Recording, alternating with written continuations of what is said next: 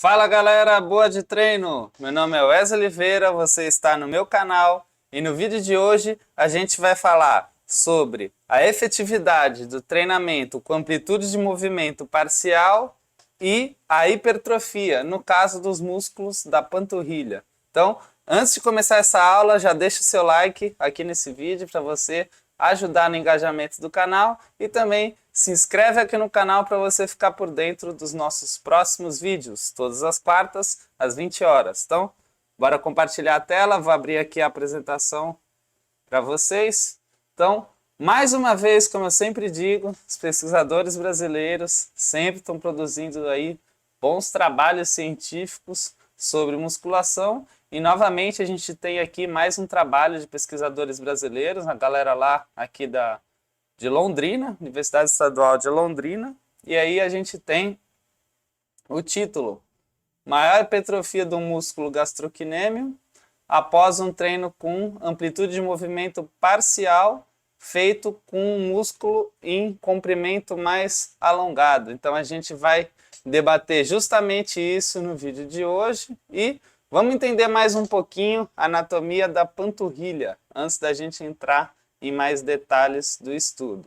Então, quem viu aí algumas aulas para trás, a gente também trouxe aqui um estudo que analisou a hipertrofia da panturrilha, mas aí comparando dois exercícios diferentes, né? Então a gente tem os exercícios de panturrilha que a gente faz com a perna esticada, né? Como o tradicional panturrilha na máquina, ou até mesmo no degrau, no step, no leg press horizontal, que é o caso do que a gente vai ver aqui no estudo de hoje. Dá para fazer no leg 45 também, apesar de, na minha visão, ser uma opção inferior comparada às outras duas que eu citei antes. E também dá para você fazer a panturrilha naquela cadeirinha ali sentada, né, com o joelho dobrado, que a gente chama de cadeira solear, gêmeo sentado, enfim. Independente do exercício, esses são os músculos que a gente visa trabalhar. Então aqui a gente tem um desenho da perna, né? Então a gente tem aqui a vista posterior, né? Como se tivesse uma foto do indivíduo de costas, e aqui uma vista lateral. Então na vista posterior a gente consegue ver aqui, ó, esse músculo maior, esse músculo principal mais superficial da panturrilha, que a gente chama de gastrocnêmio. Aqui dá para ver bem que ele tem duas porções, ó. Essa aqui onde eu estou passando o cursor do mouse, né? Mais à esquerda, mais aqui, ó, alinhada com o dedinho, é o gastrocnêmio lateral, que, vamos dizer assim popularmente, fica na parte de fora da perna. E aqui, mais alinhado ao dedão, na parte medial da perna, a gente tem o gastrocnêmio medial, que a gente chamaria de parte de dentro. Aqui na visão lateral, a gente consegue ver que tem um músculo chamado sóleo, que ele é mais interno, ele é mais profundo, e ele fica ali por baixo do gastrocnêmio e também por baixo do tendão de Aquiles, que conecta esses músculos lá no tornozelo, lá embaixo no calcanhar, para estar acontecendo os movimentos, para estar fazendo a transmissão de força, né? Então, o que esses autores quiseram investigar aqui? A gente pode fazer um exercício de panturrilha, no caso no leg press horizontal, com a amplitude de movimento completa. E também a gente pode fazer amplitudes reduzidas, né? Sendo do começo até o meio, ou então do meio para o final. Quando você faz amplitudes reduzidas, nesse caso aqui da panturrilha, na primeira opção, do começo até o meio, você trabalha com um músculo mais alongado. E na opção final, do meio até o fim, você trabalha já com a panturrilha mais encurtada. Geralmente, o músculo ele fica mais exposto ao efeito da carga, ao estímulo mecânico da carga, quando ele está alongado. Então, quando os autores aqui bolaram, né, esse estudo, esse desenho aqui desse protocolo de treino, eles estavam esperando que, se fosse para ter uma diferença favorável, seria mais aí para esse grupo que vai treinar da amplitude inicial até o meio, já que tem esse comprimento muscular aí da panturrilha mais favorável nessa situação.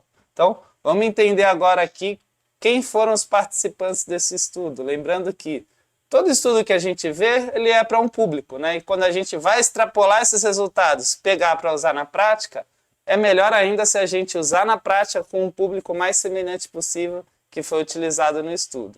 Então, ó, eles recrutaram aí, a primeiro ponto, né? 105 mulheres, com essa idade aqui de 18 a 35 anos, né? Mulheres adultos, adultos jovens. A média de idade foi de 22 anos. Qual que eram os critérios? Elas eram ali aparentemente saudáveis, sem nenhuma lesão que poderia atrapalhar no andamento da pesquisa, e elas estavam sem treinar musculação há pelo menos 6 meses. Daí eles conseguiram 105 pessoas com essa característica.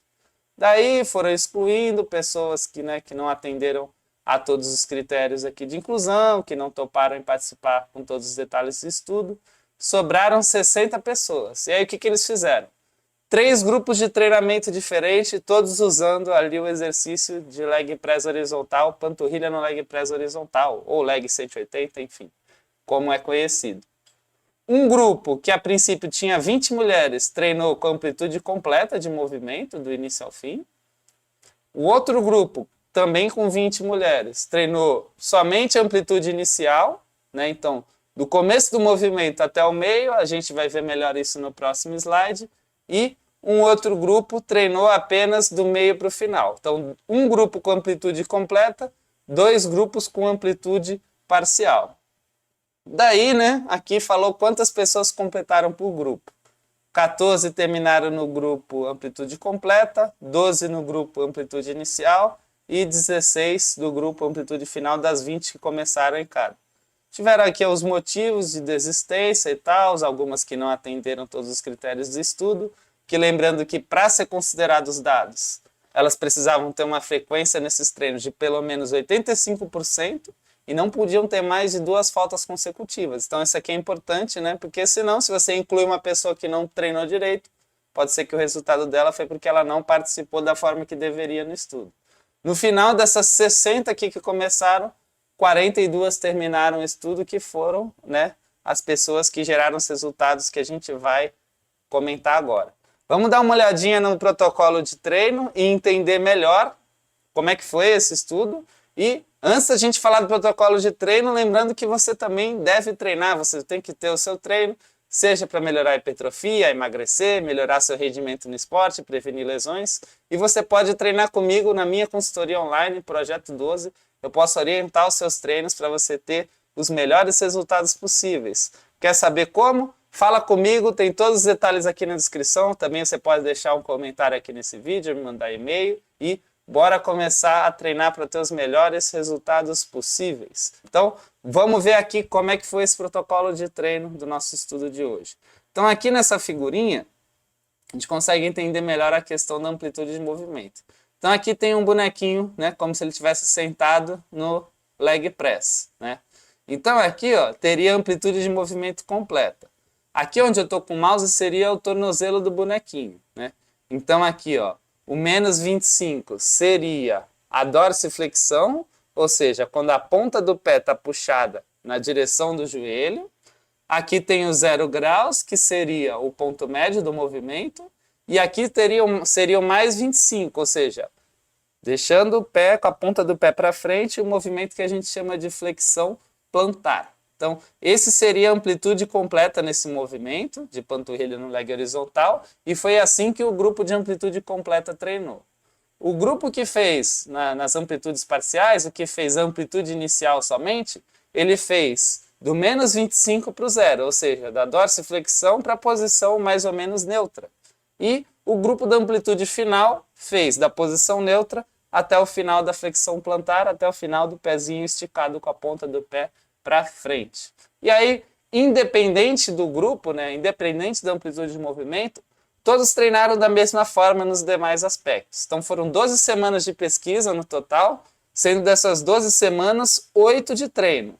Daí a divisão foi a seguinte: as semanas 1, 2, 11 e 12 foi só para avaliações, principalmente as avaliações da medida da espessura muscular, principalmente nos momentos antes e depois do estudo, para ver se de fato aquela musculatura ali do gastrocnêmio, o principal músculo da panturrilha, se ele cresceu ou não como resultado da intervenção desse treino.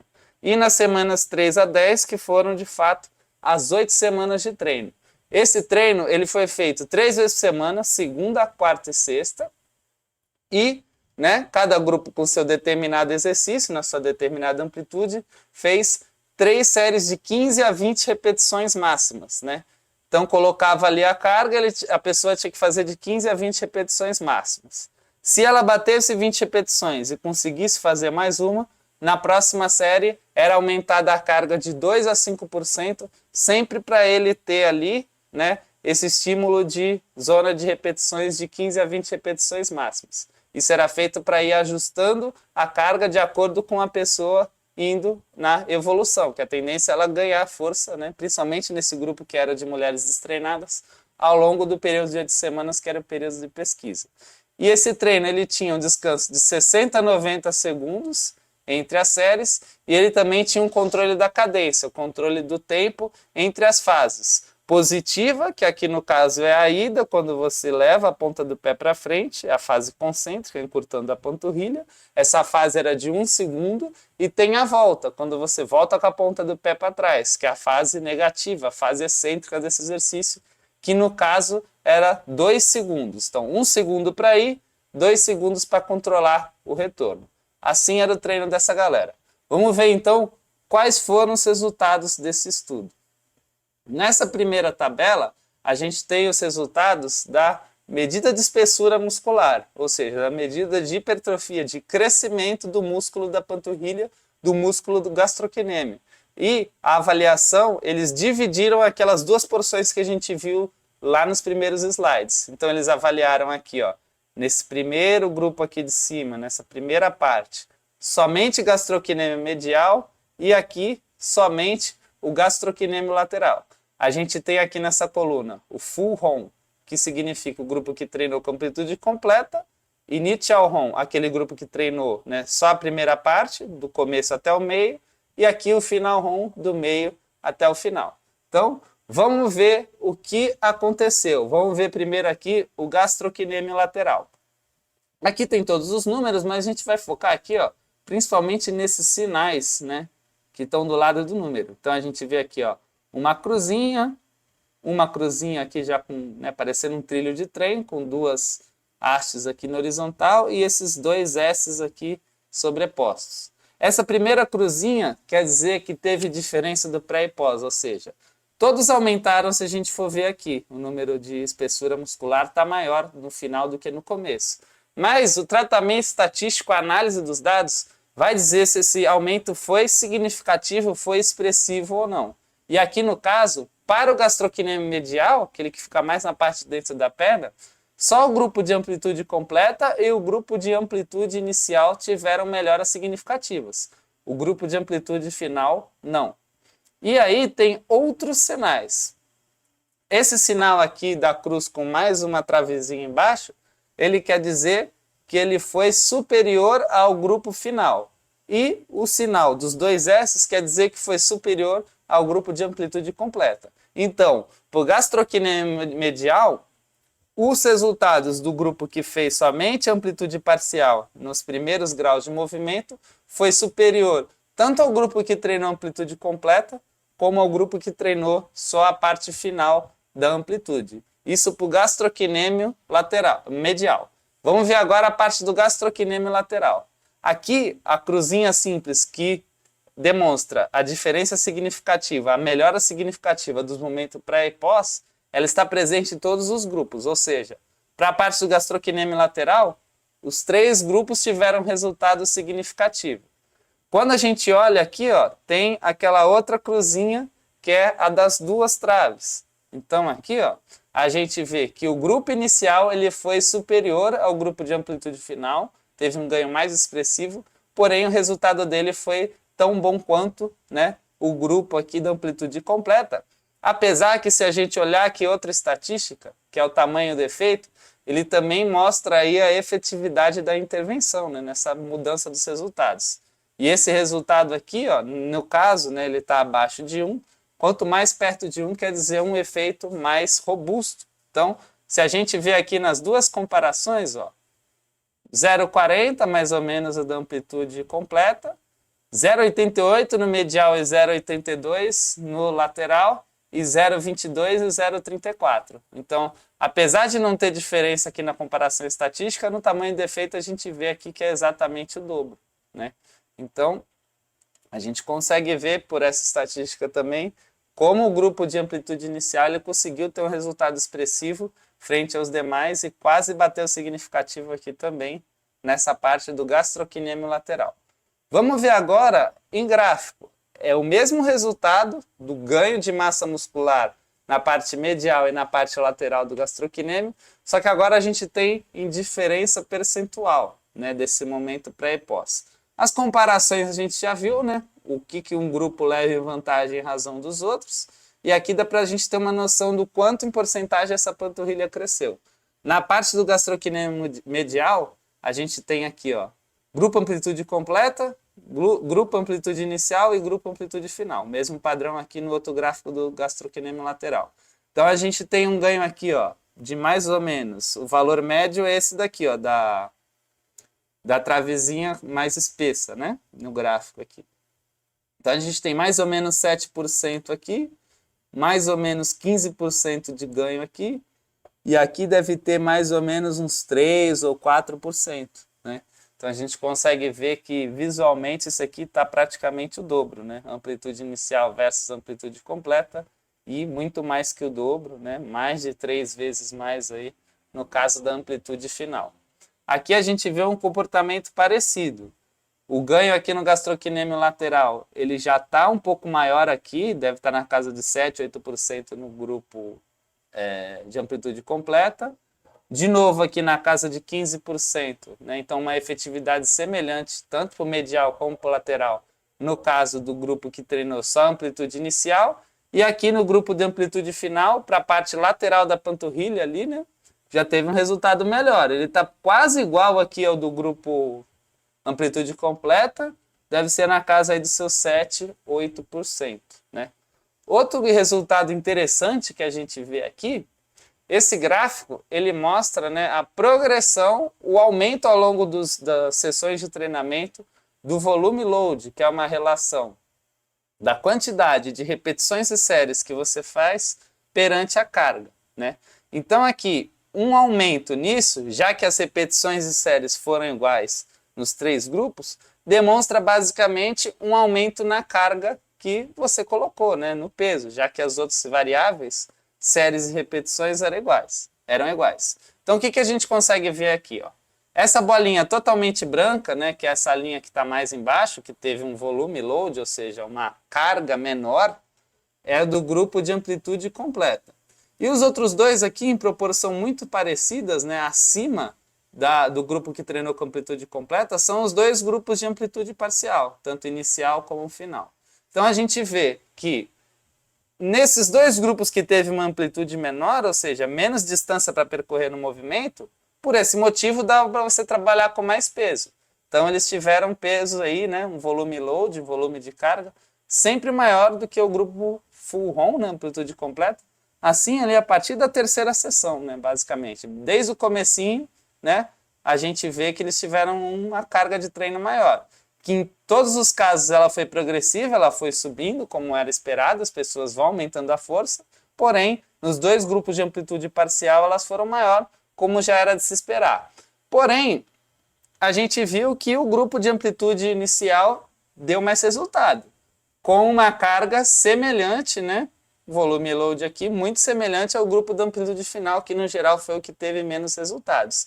E mesmo o grupo com amplitude final, que teve uma carga maior do que o grupo de amplitude completa, ele teve ali resultados inferiores, né? Principalmente no gastrocnêmio medial, se a gente for comparar aí. Então isso a gente vê que nem sempre você trabalhar com cargas maiores, você vai gerar mais resultados. Depende da característica do exercício, no caso, depende da amplitude do movimento, se ela é parcial ou completa, e se ela é parcial, em que momento que ela é usada. Se ela é usada uma amplitude parcial com músculo alongado, ou se ela é usada uma amplitude parcial com músculo mais encurtado. Então, de forma geral, o que a gente viu nesse estudo?